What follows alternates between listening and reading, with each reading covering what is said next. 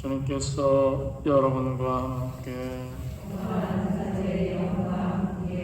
루카가 전한 거룩한 복음입니다.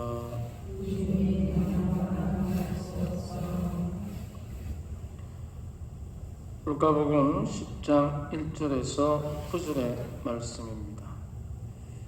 그때 주님께서는 다른 제자 72명을 지명하시어 몸소 가시려는 모든 고을과 고장으로 당신의 앞서 둘씩 보내시며 그들에게 말씀하셨다.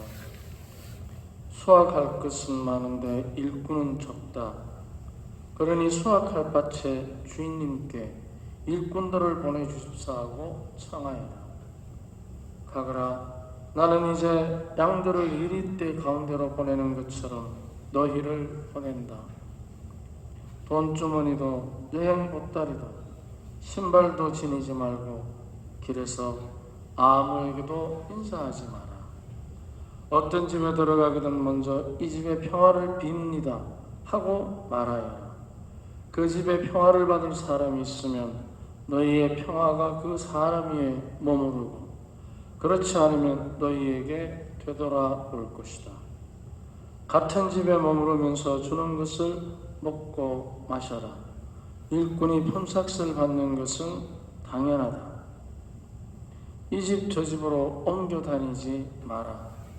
어떤 고을에 들어가든지 너희를 받아들이면 차려주는 음식을 먹어라. 그곳 병자들을 고쳐주며 하느님의 나라가 여러분에게 가까이 왔습니다 하고 말하여라. 주님의 말씀입니다.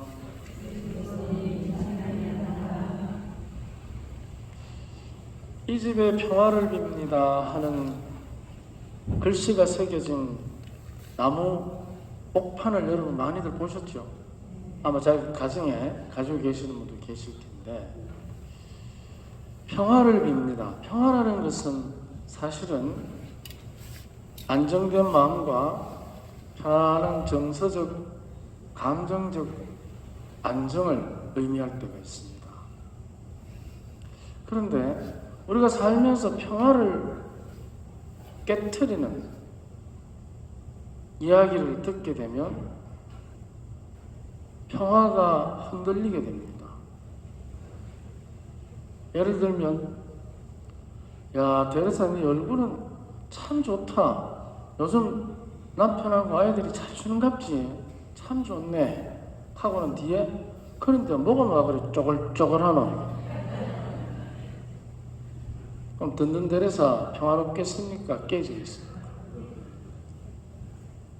그래서 평화를 빕니다 하는 것은 그 평화가 깨지는 모욕 앞에서도 흔들리지 않을 때, 그러면 좋은 소리 들으면 경계하고 나쁜 소리 들으면 반성하는, 그게 평화의 두 틀입니다.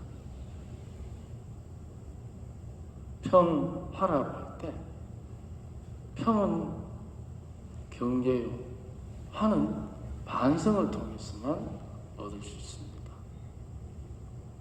그래서 예수님께서 제자들을 72명을 보내실 때 돈주머니, 여보로, 신발, 그 물질이니까 안 가져가도 돼요. 근데 인사도 하지 마라. 인사라는 것은 참 중요합니다. 우리가 다른 사람에게 인사를 받으면 마음이 평화롭습니다. 그런데 뒷담화를 듣거나 비난을 들으면 평화가 흔들립니다. 경계보다는 분노가, 반성보다는 복수가 앞서기 때문에. 그래서 인사를 하지 말라는 말은 아주 우리가 일상 중에 굉장히 중요한 예절 중에 하나입니다. 특히나 아랍 사람들이 인사는 굉장히 중요합니다. 자기들의 신분과 부족 또는 집안 형편 여러 가지를 나타내는 말이기 때문에 굉장히 중요합니다. 그런데 인사도 하지 마라. 과연 이게 무슨 뜻일까? 마음의 평화는 내가 누구라는 것을 인정받는 데서부터 오는 것이 아니라 포기하는 데서부터.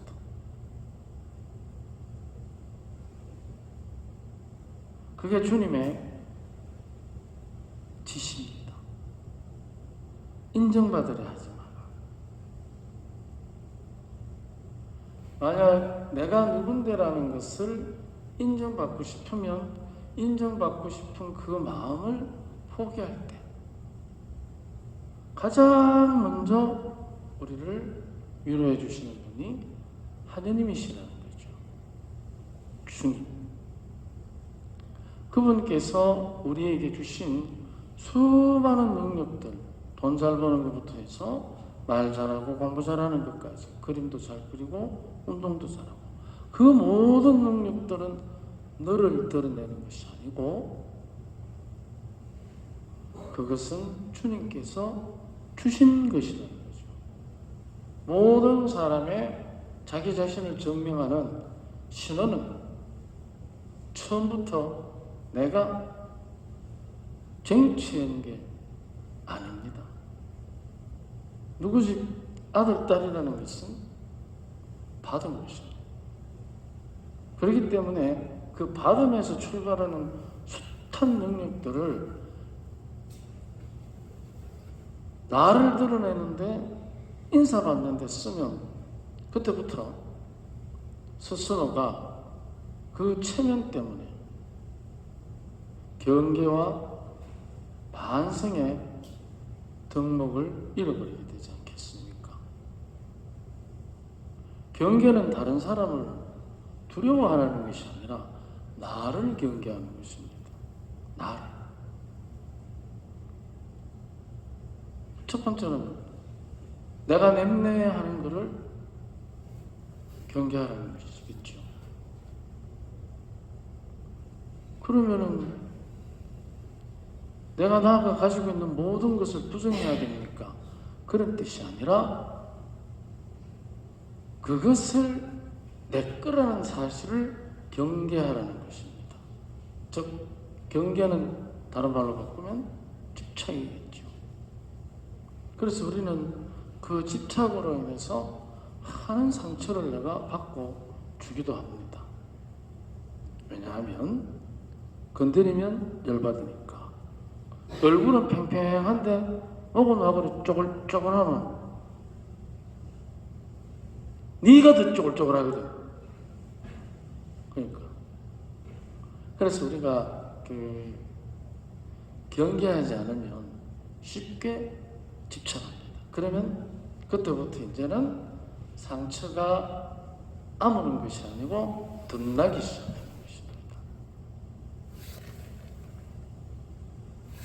그리고 우리들이 인사하지 말라는 것은 결국은 집착에 대한 경계. 그러면 자연적으로 따라오는 것은 이제 평화롭기 위해서 자기 자신에 대한 반성이지 않겠습니까? 반성. 내가 체면을 부려서 남에게 상처를 주고 심지어는 나에게 내가 상처를 줄 때, 그럴 때 주님께서는 바로 반성이라는 위로를 주면서 우리 스스로들이 나는 나의 것이 아니구나. 내 자신까지도 나의 것이 아니구나. 부여받은 것이구나. 그렇다면 내가 나의 것이 아니고 그럼 내가 누구 것입니까? 우리는 쉽게 답할 수 있습니다. 하느님의 것이다. 그런데 하느님의 것은 그분만의 독점적인 나를 휘어잡는 것이 아니고 반드시 이웃과 더불어 살아가는데 공헌하도록, 기여하도록 우리에게 숙제를 주는 것이 아니고 권리를 준 것입니다. 나만이 나의 색깔과 모양으로 더불어 살아가는데 기여할 수 있는 권리. 우리는 그것을 대부분 의무로 착각할 때가 있습니다. 그런데 그것이 의무가 되면 소극적이게 됩니다. 권리가 되면 적극적이게 됩니다. 그럼 우리의 그 권리에 따라오는 임무는 무엇이냐? 의무. 그게 바로 경계와 반성이 되는 것입니다. 그래서 주님께서는 길을 갈 때 인사도 하지 마라. 그것은 우리가 서로 간의 인간관계 속에서 얽히고 설키고 살아가는 그 관계 안에서 가끔은 내가 가진 것, 내가 누구라는 것에 집착하는 그 단순한 어리석음에서 벗어나는 어쩌면은 아주 엄격한 경고일 수도 있습니다. 그래서 아무에게도 인사하지 마라. 그것은 모른 체 하라는 뜻이 아니고 경계하고 반성하라. 오늘 우리도 정말 우리 자신들이 가지고 있는 이 모든 것이 과연 나의 것인가?